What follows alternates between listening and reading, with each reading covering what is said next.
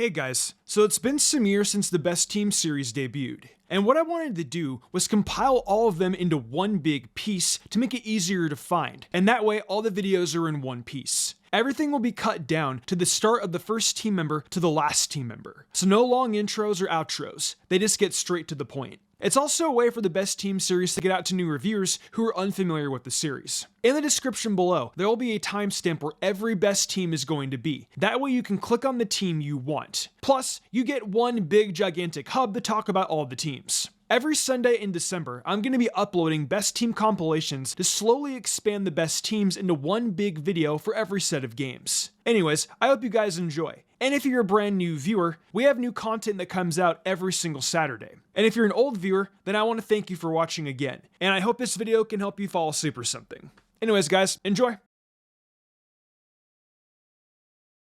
So starting off, we got the new best starter for Heartgold and Soulsilver being Typhlosion. There are quite a few reasons for the starter change. The biggest one is that Feraligatr does not get a physical water attack until the very late game, being Aqua Tail and Waterfall. All the water type attacks it gets are special, and as we can see, its special stat isn't abysmal, but it's definitely not hitting super hard. There's also the fact that Feraligatr gets outclassed by so many other water Pokemon in Johto. Now, we still need a water Pokemon for Johto, and the combination of ice moves to correlate with it. I will give you guys a great water Pokemon to use later on in this best team, trust me on that. Back to the topic of why Typhlosion is better though, and why it should have been on the original best team for Heartgold and Soulsilver. The only reason why it wasn't was because I thought Feraligatr having access to physical attacks made it better, which is false. Typhlosion, or should I say Kolava, gets access to Lava Plume at level 35, and that's already an 80 base power attack. It also gets Flamethrower at level 42. Having that kind of power for its respected most powerful stat at around the 7th or 8th gym is really impressive. The special split actually helped out Typhlosion a lot in Generation 2, but even with that diminished in the remix, it's not that bad for Typhlosion. Sure, you have to do a Flame Wheel for a bit, but it's still more powerful than Ember, and Kolava doesn't have that bad of physical attack. I mean, it's a Milk Sage evolution at 64. To be honest, you're actually hitting harder with Flame Wheel on Kolava than you are with Water Gun on Croconaw. The whole evolution line of Typhlosion just has a better level up learn set than the Feraligatr one does. The Fire type also has a better standing with all the important battles across Johto versus Water type Pokemon. I'm not saying Water Pokemon are bad, I'm just saying out of all the 3 starters, our Fire option of Cyndaquil is the best, and I also think that Typhlosion is the best Fire Pokemon to get in the remix. Someone in the comment section is about to be like, Typhlosion's the best. Comment section, Arcanine, am I a joke to you? Actually, buddy, yeah you are. You're a version exclusive Pokemon, so you can't be on the team, sucker. Same also applies to Ninetales. Typhlosion has the easiest accessible moveset out of all the Fire Pokemon from what I can see. Yes, even better than Magmar. But yeah, I think that I have given a pretty decent explanation as to why Typhlosion is the best Fire Pokemon you can get, and why it is the superior starter. Now let's hop into its moveset. Typhlosion moveset, I think, is relatively simple and easy to access. We got Lava Plume / Flamethrower. It doesn't really matter which one you choose, to be honest. Lava Plume has 10 less power, but it has a 30% chance to burn. Flamethrower has 10 more power though, so it honestly just comes down to preference. Personally, I prefer Lava Plume though. Next up is Focus Blast, which can be found in the Goldenrod department store. You have access to that location early, but only Typhlosion can learn it. These next 2 moves are interesting, being Solar Beam and Earthquake. Solar Beam can once again be purchased from the Goldenrod department store, and Earthquake can be found in Victory Road. Earthquake is great because, hey, that's overall coverage. Focus Blast does that job, but I mean, hey, Earthquake for other fire types isn't bad at all. Solar Beam benefits Typhlosion because of its water weaknesses, and it doesn't have Thunder Punch, unless it's Move Tutor, which is in the Battle Frontier. Now, I know you're probably gonna be like, you need Sunny Day. Well, too bad. With these moves, Typhlosion is great against Bugsy,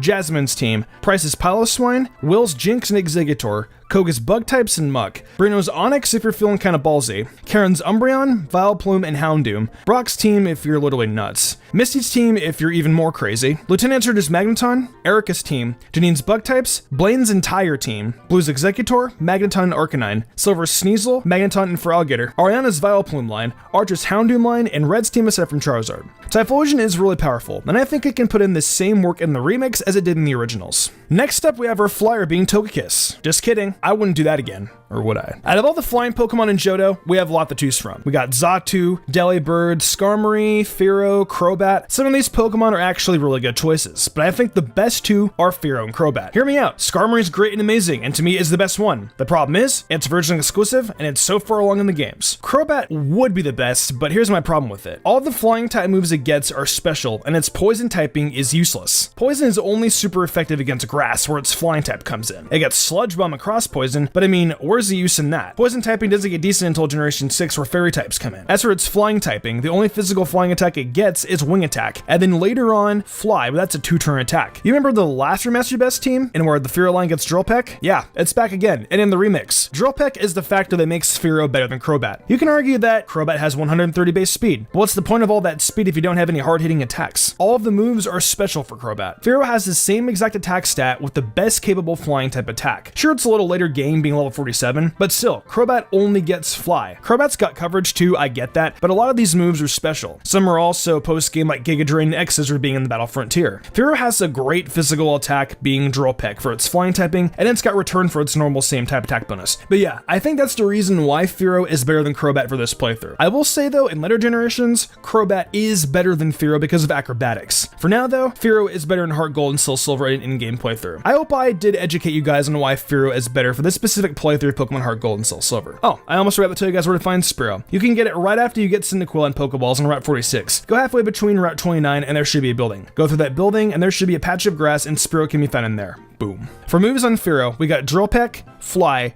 Return, and U-turn. Drill Peck can be learned by Spearow or Fearow depending on how you want to do it. Drill Peck can be learned by Fearow at level 47. However, if you want to keep Spearow until level 37 for Drill Peck, you can do that as well. But at that point, Spearow will be a burden. But if you want Drill Peck faster, you can do it that way. Aerial Ace on Fearow is still very good though, so I don't think you need to do that necessarily. So the order for its base flying moves are Peck first, Aerial Ace second, then replace Aerial Ace of Drill Peck at either one of the levels I discussed. Fly you get from Chuck Swipe after you beat her, and it's Fly. We don't want to have to walk everywhere like always. Return can be found in the Goldenrod department store from a lady standing behind the desk on the 5th floor. Go to her on Sunday and she will give you the Return TM if your Pokemon likes you enough. Lastly, we got U-turn because it's there for pivot in emergency situations, and that TM can be earned from Bugsy after you defeat him. I also like U-turn a lot. It's a good move. With these moves, Fearow does great against Bugsy's team. Morty's team if you want Spearow or Fearow to have Pursuit, but I mean, it's only there for extra backup. Chuck's team, Will's Grass types, Koga's Venomoth and Ariados, Bruno's fighting types, just be careful of Machamp, it still has Rock Slide,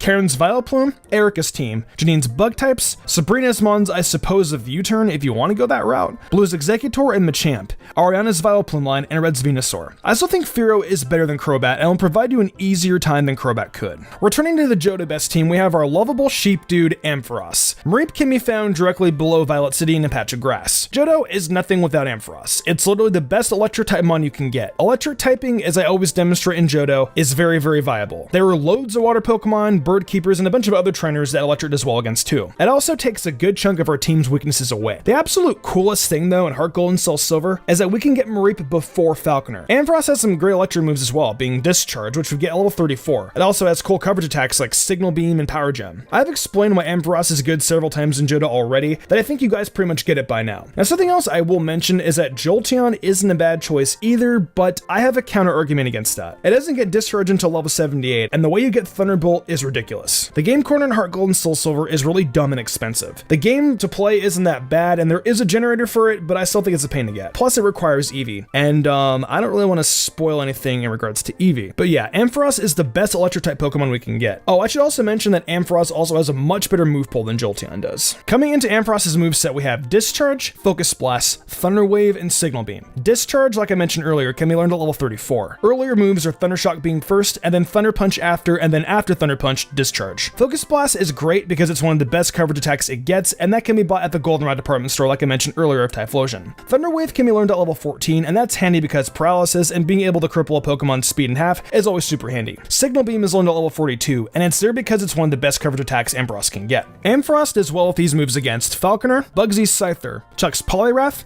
Jasmine's team, Price's team, Clara's Gyarados, Will's team, Koga's Crobat, Bruno's Onix, but be careful, Karen's Umbreon, Lance's Gyarados and Aerodactyl, Brock's Amistar, Misty's team aside from Quagsire, Erica's Bellossom and Tangela, Sabrina's team, Blaine's Magcargo, Blue's Gyarados, Pidgeot, Executor, and Rhydon, but be careful, Silver's team aside from Gengar, Proton's Golbat, Ariana's Murkrow, Archer's Houndoom line, and Red's Charizard, Blastoise, Lapras, and Snorlax. Ampharos always does well in Johto, and I'm super happy to have this cute Pokemon on our team once again. Our first Pokemon on the later half of this team is Heracross. Heracross unfortunately couldn't make the team in the original Johto games due to not having a great move pool. However, as time went on, Heracross got more moves to choose from and rightfully earned its spot on this team. Now getting Heracross isn't too bad. You can get Heracross in Route 33 with Headbutt. Now for Headbutt, you'll be getting that from a move tutor in Ilex Forest. Just teach it to Flaffy temporarily and get rid of Tackle. Heracross is going to be underleveled when you first get it, being anywhere from levels 3 to 5, but it's still pretty early on, so it shouldn't be that much of an issue to power it up with the rest of the team. It's definitely worth it. With solid stats and an improved move pool, Heracross can really put a dent into many of the battles we'll be having throughout Johto and Kanto. So for a moveset, we're going to be using Brick Brick, Rock Tomb, Close Combat, and then later on, Mega Horn. And then Shadow Claw we will exchange later on for Night Slash. Brick Break is a level up move that Heracross learns at level 19. Rock Tomb's TM can be found in Union Cave near the northern part of the cave downstairs. I should also mention if you want to replace Rock Tomb later on with Rock Slide, you can. You get Rock Slide from Brock after you defeat him. Close Combat and Mega Horn are also level up moves learned at level 37 and level 55 respectively. Shadow Claw's TM can be found on Route 42, right next to the Mount Mortar exit, which will come in handy for Morty. We're going to replace it later on with Night Slash, which is a move that can be relearned in Blackthorn City. You'll need a Heartscale to get it, so I'll have a video link in the description telling you guys how to get Heartscales in these games. With this moveset, Heracross can do well against Whitney's team, Morty's team of Shadow Claw. I should also mention watch out for Dream Eater on Gengar because that can hurt like a stinger. Jasmine's team, Press is Dugong and Piloswine,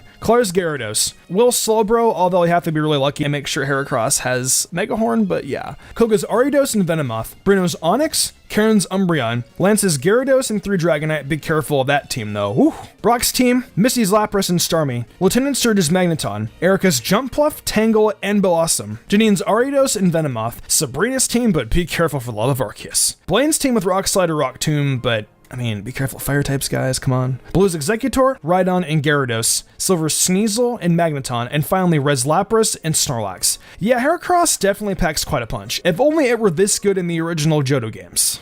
In the second to last slot, we have a member that is greatly improved since Gold, Silver, and Crystal. I'm of course talking about Espeon. As you may recall from the Johto Remastered from 2 weeks ago, Espeon was our best possible Psychic Pokemon when excluding trait evolutions. However, it was really rough around the edges. We had to take the Eevee we got from Bill and breed it with the Ditto to be able to make it more useful. We also did not have the physical special split yet, so many moves were significantly worse on Espeon. But now in Generation 4, all these problems are solved. We've got our physical special split, the Eevee we get from Bill is level 5, so there's no need to hatch a new one, and as a bonus, we have the Soothe Bell to help it evolve into Espeon much faster. The Soothe Bell is located in the top right side of National Park beyond the gates. From there, keep Eevee at the front of your party. Ride around on your bike a lot, battle with it while not letting it fate, and go to the Haircut Brothers to increase its friendship quickly and evolve it into Espeon as quickly as you possibly can. Now for its moveset, we're going to use Psybeam, Shadow Ball, Reflect, and finally Psychic. Psybeam is a level up move learned at level 36, so you want to use Confusion on Espeon until then. Confusion is learned at level 15, so make sure to evolve your Eevee into an Espeon before level 15. Shadow Ball's TM is obtained after you defeat Morty. Reflect's TM can be bought at the Goldenrod City department store. Now you don't have to keep it on the entire playthrough. If you'd like, you can later on put Morning Sun, which is a level 71. It's really up to you guys. Either of those moves or fine, or you can even use Light Screen. I really don't care. And lastly, we have Psychic. Psychic's TM can be received from Mr. Psychic and Saffron. The reason we have this and Psybeam is simply because Psychic doesn't have a lot of PP, so we have both as a precautionary measure. And on top of that too, the TM comes a lot more handy because Espeon doesn't get it until level 64. With these moves, Espeon can do well against Morty with Confusion, just be careful with Gengar's Shadow Ball, please. Chuck's team, Proton's team, Petrol's team, Ariana's Arbok and Vileplume, Archer's Coughing, Will's entire team of Shadow Ball, Koga's team aside from Fortress, Bruno's team aside from Onix, Karen's Vileplume and Gengar, Misty's Starmie, Erica's Victory Bell, Janine's team, Sabrina's team of Shadow Ball, Blue's Executor and Machamp, Silver's Golbat, Alakazam, and maybe his Gengar if you're careful, and finally Red's Venusaur. Yeah, Espeon does a lot better in the remakes, and it really is much less of a headache, and it's much better to use.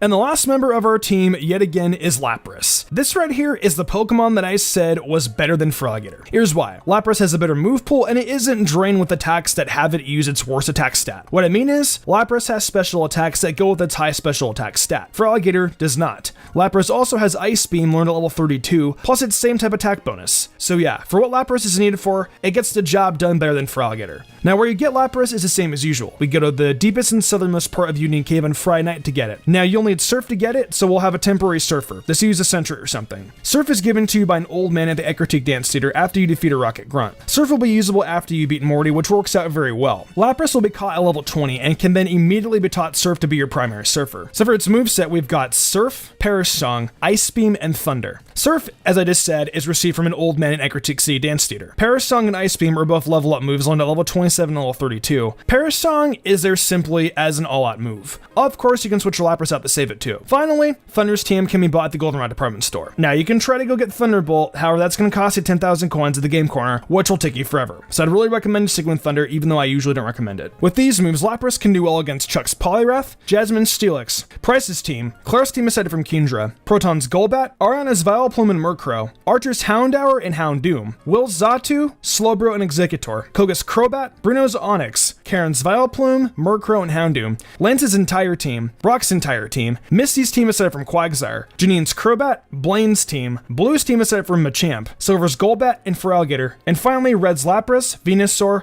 Charizard, and Blastoise. So as you guys can see, Lapras is much better than Feraligatr, and it continues to be Johto's best dominant water type. So we've got to get started with the only thing that is a guarantee on this team, our starter Pokemon, Feraligatr. It is definitely the second best starter in the Johto region, and for some people, it's even better than Typhlosion. You start off with a Totodile, and it'll evolve into Croconaw at level 18, and finally Feraligatr at level 30. As you guys know, with all starter Pokemon, Feraligatr doesn't have a very impressive ability, so that isn't something you guys should probably worry about. However, it's got some decent stats, a base 105 attack and 100 defense. And with the physical special split that can be worked with in the 4th generation, you can get the most out of its fun attack stat. All in all, you've got a very solid starting Pokemon here. That is a beloved one, and it should be able to serve you well during a trip through Johto and Kanto.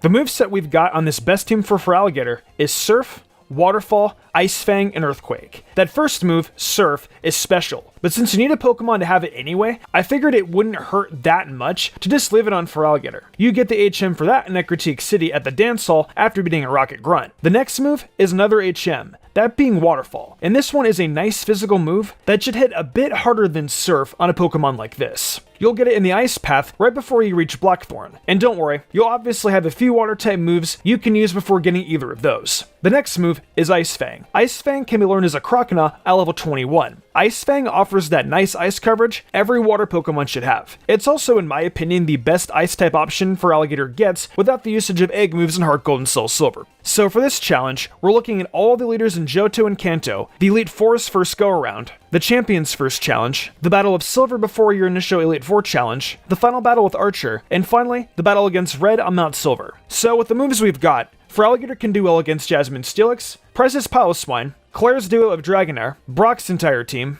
Lieutenant Surge's entire team but watch out, Erica's entire team but still watch out, Janine's Crobat, Blaine's entire team, Blue's Rhydon, Exeggutor, Arcanine, and Pidgeot, Archer's Houndour and Houndoom, Silver's Golbat, Magnemite, and Meganium, Will's Exeggutor and duo of Xatu, Koga's Muck and Crobat, Bruno's Onix, Karen's Vileplume, Murkrow, and Houndoom, Lance's entire team except Gyarados, and finally Red's Venusaur and Charizard. So yeah, Feraligatr. It's got a lot of usage in battle, especially from the Elite Four and onward. It's a great starter that'll get tons of mileage.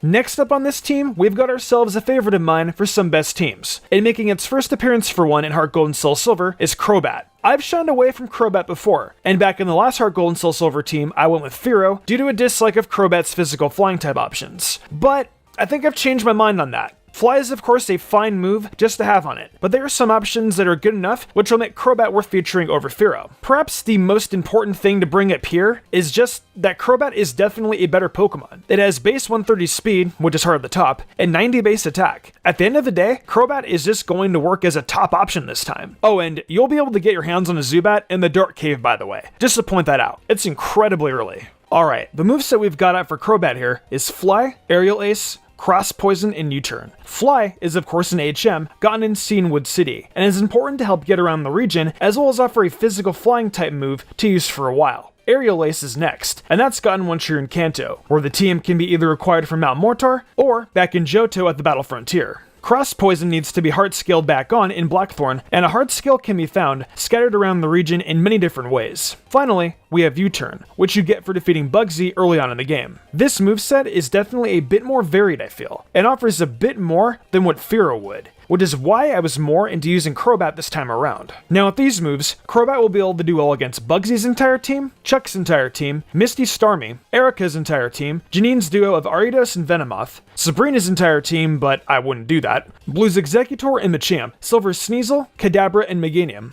Will's Exeggutor, Slowbro and Jinx, Koga's Ariados and Venomoth, Brock's entire team except for Onix, Karen's Umbreon and Vileplume, and Red's Venusaur. Crobat is going to not just help you fly around the region at will, but its ability to move in and out of battle with U-Turn and provide nice flying type damage will help out big time during your playthrough.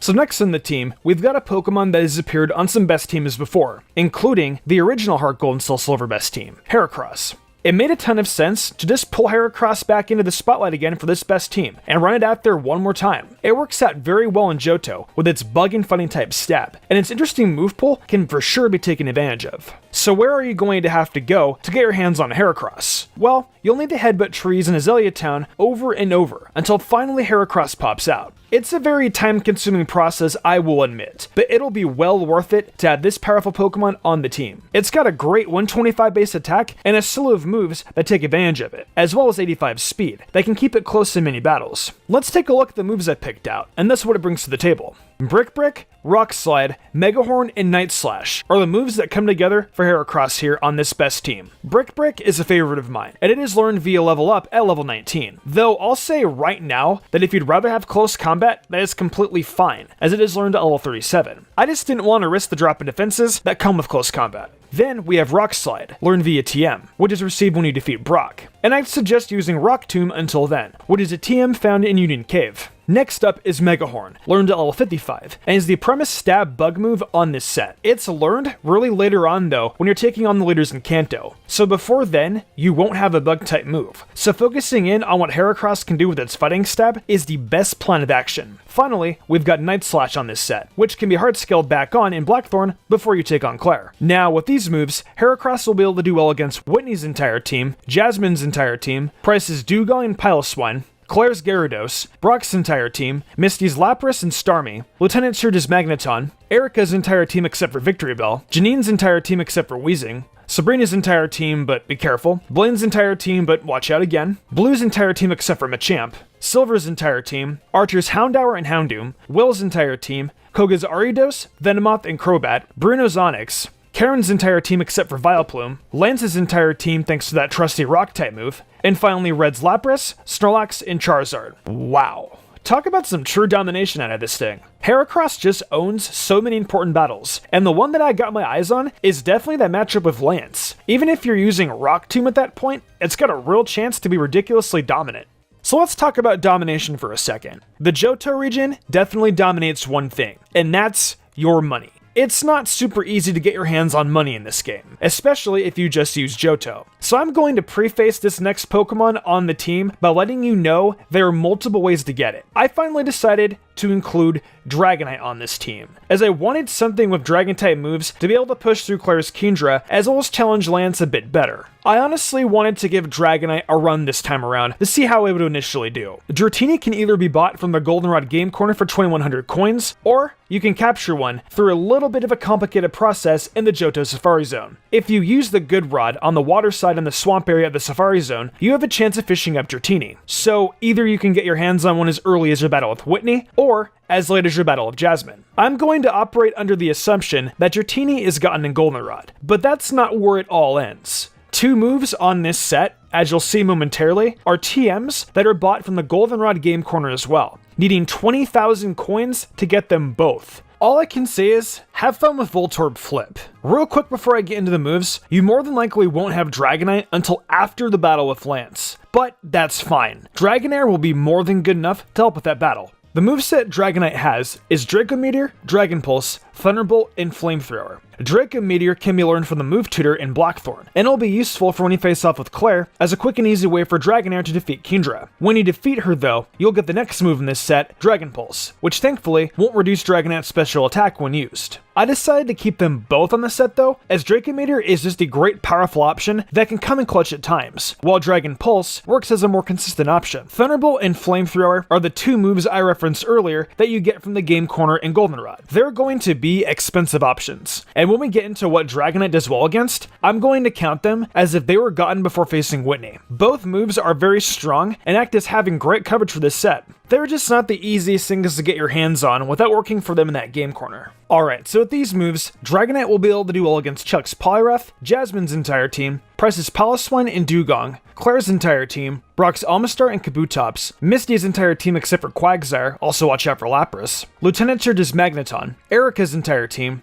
Jasmine's entire team except for Weezing, Blue's Exeggutor, Gyarados and Pidgeot, Silver's Sneasel, Golbat, Magneton and Meganium, Will's entire team, Koga's entire team except for Mug, Karen's Vileplume and Murkrow, Lance's entire team, and finally Red's Venusaur, Charizard, and Blastoise. So a lot of work needs to be put in so that you can get a Dragonite, but it's definitely worth it when you take a look at all the late game domination you get out of it. I mean, you will just thrash around red starters so easily, and that's really awesome to see.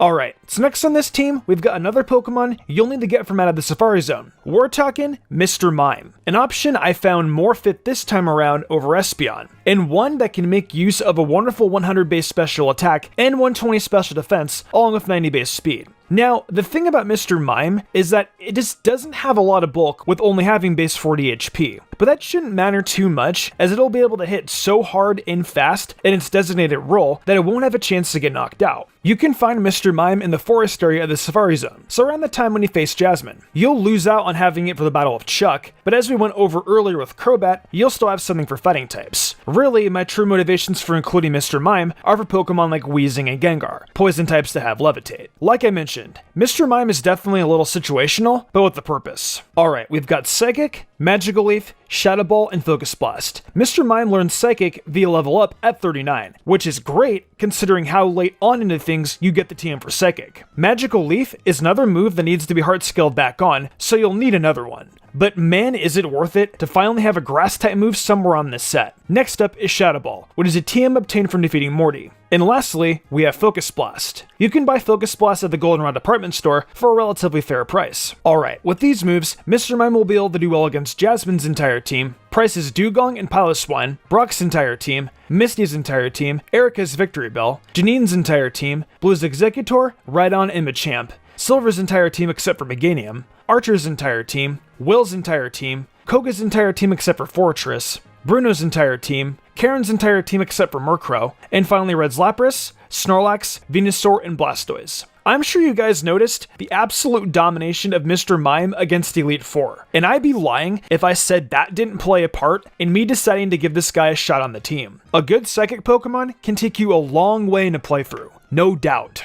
So the last spot on this team is a bit of a filler one, and as I usually like to do, it is a normal type. I tried to reach into Pokemon I haven't used before in this sort of spot, and I settled upon Ambipom. It's very easy to get, as you just need to headbutt trees in Azalea Town, just like you do to get Heracross. Eventually, you can find an Apom in there as well. Once you have Apom, you just use it until you get double hit. Use it a little bit more, and bam, you've got an Ambipom. It's honestly as simple as that. So around level 33 or 34, you should be evolving. And once Apom does, it'll become an Ambipom with 100 base attack and 115 base speed, both of which are just top notch and will help the team without a doubt. Now, let's see the moves it is bringing to the table. This final moveset is headlined by Strength and Returned, and followed by Shadow Claw and Iron Tail. Strength is an HM you need at certain points in your journey, so I figured it'd be a good stab move to throw on. You get Strength on Route 42 from a hiker running out of Mount Mortar. The next move, Return, is perfect stab for Ambipom, as more than likely, you'll be showing it tons of love. I mean, look at how fun this thing is. There's no way you won't be using it all the time. If your game is set to reflect that it is Sunday, you just need to go up to the top of the Goldenrod department store and talk to a woman while showing your Pokemon with high friendship. And then after that, she'll give you the TM. The next move up is Shadow Claw. That's so Ambipom can hit ghost types, which you can also find on Route 42, where you get Strength.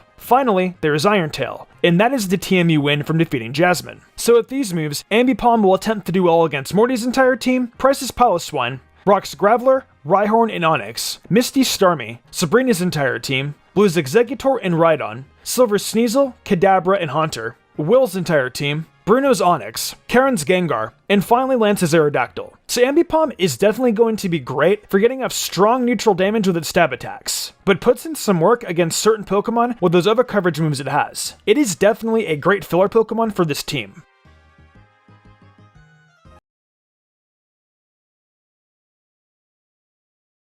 Well, let's just get it right out of the way and talk about Meganium right off the bat. It is, of course, your starter Pokemon for this one. And yeah, it isn't very good. Meganium created such a challenge to actually make a good team for, as it suffers so much from the difficulty of Heartgold and Soulsilver in regards to getting actual moves to use. It has a horrible move pool, and it doesn't get many useful TMs to use at all. It's actually a little oxymoronic to use Meganium on a best team of any kind, since it truly doesn't belong on one. And yet, here we are. Meganium is definitely more of a defensive Pokemon, with 100 base in both defenses. That doesn't really translate well to in-game success, as one would expect back in the 4th generation. But hey, you do what you gotta do. Don't expect a lot out of Meganium here. It's definitely the supporting cast that will get you through this long two-region challenge. Alright, so the moves I worked incredibly hard to put together here for Meganium is Petal Dance, Strength, Swords Dance, and Iron Tail. Petal Dance is hands down the best grass-type move that Meganium gets, and it's also the only special move on this set. I would have liked to have kept it all physical, but go figure that back in the 4th generation, Meganium just didn't get any physical grass-type moves that were any good.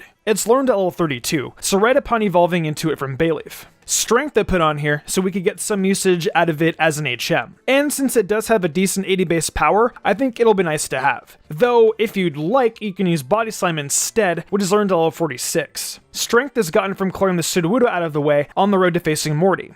Next, we have Swords Dance, which can be set up to help Meganium a bit more useful, and it can be gotten as a TM for 4,000 coins at the Goldenrod Game Corner. Finally, we have Iron Tail, and I decided on this for the sake of Ice-type coverage. It's the TM you get from beating Jasmine, so expect it right before you take on Price, of course. Now, with this unfortunately limited moveset, Meganium will be able to do well against Chuck's Poliwrath, Price's entire team, Brock's entire team, Misty's entire team, Blue's Rhydon, Silver's Sneasel, Will's Slowbro and Jinx, Bruno's Onyx, Lance's Aerodactyl, and finally Red's Lapras and Blastoise. As you can see, Meganium is borderline useless, but what can you expect with the sort of move pool this thing has? Seriously, just look. There is little to nothing good in this pool, and it's honestly really sad. There's a ton of wasted potential with Meganium, and it sucks.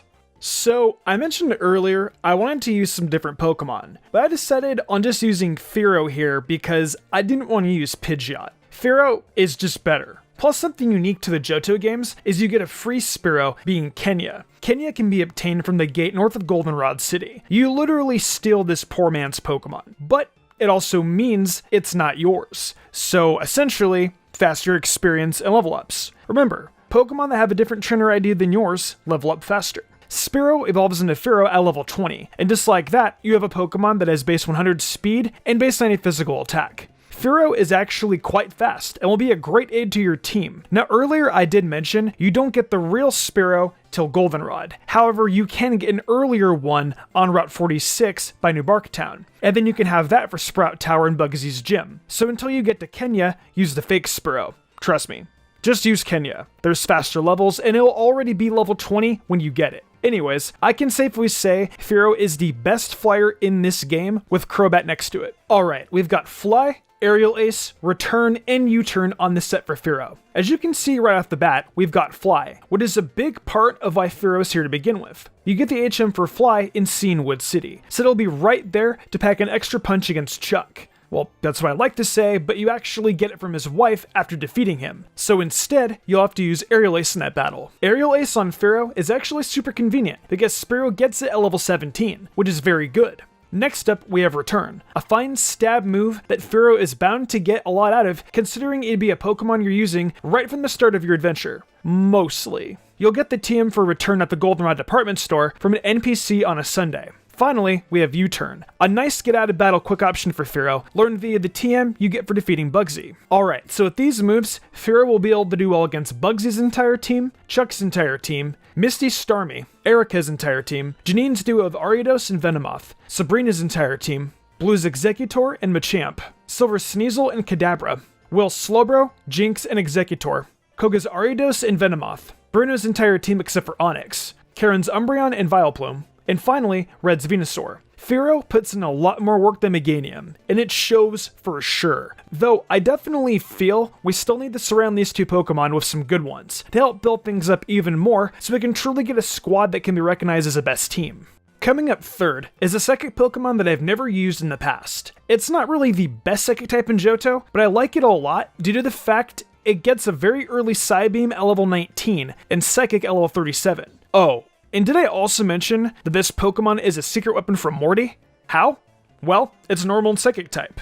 That's right, the long neck Pokemon, Girafarig. Girafarig can be obtained on Route 43, right below the Lake of Rage. You don't have to surf either. You can literally go right through Mount Mortar, right when you get to Ecruteak City. Girafarig actually has decent stats, being a base 85 speed and 90 special attack. The physical attack, well, we don't talk about that. That speed and special attack don't really mimic Espeon's, but that normal typing really is a secret weapon against Morty, and its early access to Psychic Stabs really helps make its case strong. Morty shuts down almost any team due to Gengar's insane speed and Stab Shadow Ball. With Girafarig though, it's a straight immunity. The only attacks Gengar can use on you are Dream Eater and Hypnosis. Whoa, hold on there, Mystic. What about Sucker Punch?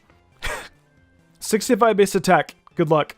Anyways, let's hop into this long neck's moveset. The unfortunate part about Girafarig is it doesn't have any special normal attacks to use. Well, it does, but it's an egg move being Razor Wind. So with that in mind, I decided to focus on Psychic Stab and coverage. We have Psybeam/Psychic, Shadow Ball, Charge Beam, and Thunder. Psybeam can be learned at level 19, and that's the perfect weapon for taking on Morty. If you like Psybeam, you can choose to leave it on there for extra power points. However, if you want power and limited PP, Psychic can be learned at level 37. Next up, we have Shadow Ball. Shadow Ball can be obtained after you defeat Morty. Following those two moves, we have the two electric moves being Charge Beam and Thunder. Charge Beam is here because there's a chance Girafarig's special attack can go up a stage. I would have ran Calm Mind, but unfortunately, you don't get that TM until the Battle Frontier. Lastly, we have Thunder. You can get Thunder from the Goldenrod department store for 5,500 Poké-Dollars. Mystic Thunderbolt! No, Game Corner is too much trouble, and I don't want you guys to go through that hell again. But if you must, you can get it from the Game Corner after hours of Voltorb Flip.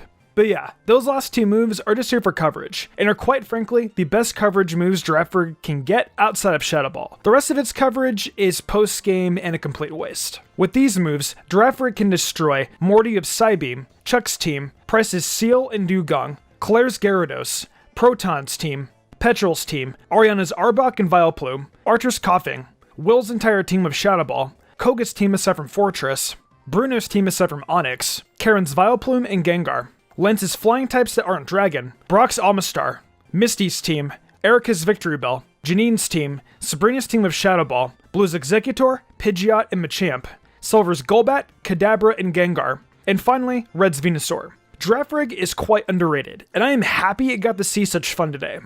Going from one new member to the other, I decided a great Pokemon to pull, despite the poor speed, would be Rhydon. The way we do best teams is in a way where we don't use trait evolutions, which means I couldn't pick Rhyperior to put on this team. However, I feel that Rhydon truly is very good on its own anyway, so I decided on using it here. It's actually a shame there's no Eviolite in 4th gen, because I'd have definitely thrown it on here. You're gonna grab a Rhyhorn from the Safari Zone in the Savannah area, so you'll have it join your team after defeating Jasmine. You will have Rhydon at level 42, and thus have access to a 130 base attack, 120 base defense Pokemon that will take hits and dish them out tenfold. It's well worth having a non-fully evolved Pokemon here on the team, and I'll prove it by showing how good it can be with the following moveset. That impressive moveset is Earthquake, Stone Edge, Shadow Claw, and Mega Horn. So yeah, like I said, Rhydon is damn good. Earthquake is learned at level 49, so you want to use Dig until then, and that TM can be found in the National Park. Then we've got Stone Edge on Rhydon for another wonderful bit of stab, and that is learned at level 45. I'd say to just use Rock Blast until then, and that is a move learned at level 25.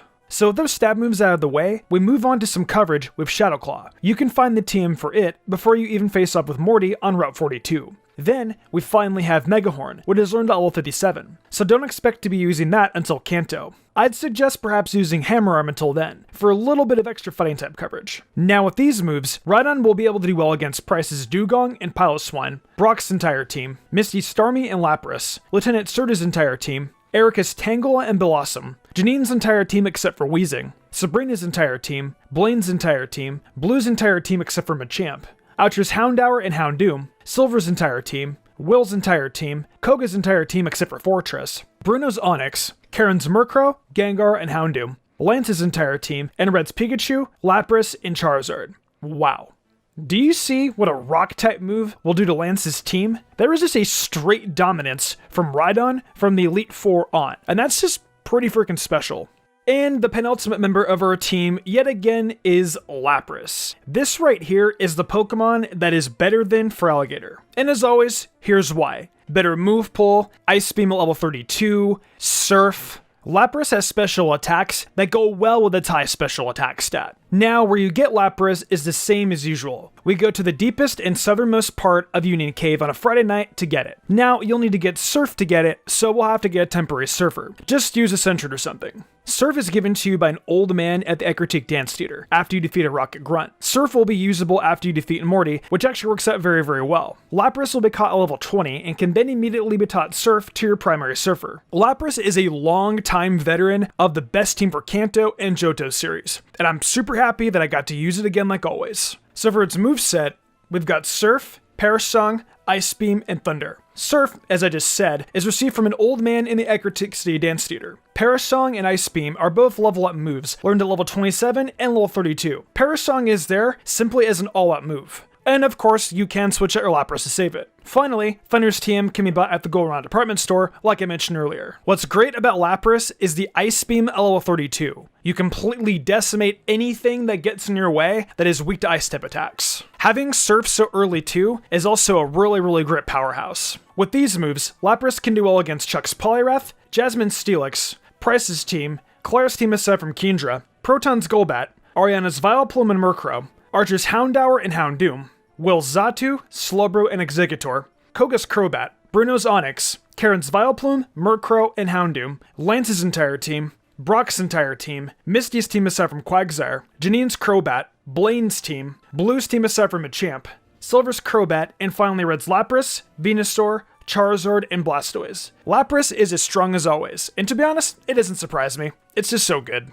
Alright, so at this point, I think the only typing we seriously need now is a fire type. So I figure, I guess we can go with Magmar? I mean, we did use Rhydon earlier, so why not use Magmar too? It of course can evolve too, but needs to be traded to do so. However, even without evolving into Magmortar, it still presents a fantastic stat line for in-game usage. 100 special attack, 93 speed, and a modest 85 base special defense. Magmar is just as useful on its own as it would be if it evolved. And considering the absolutely tiny pool of fire types that are possible to get your hands on in this game, it's worth using Magmar anyway. If you want to get your hands on a Magmar, you can get one in Ecruteak at the Burton Tower.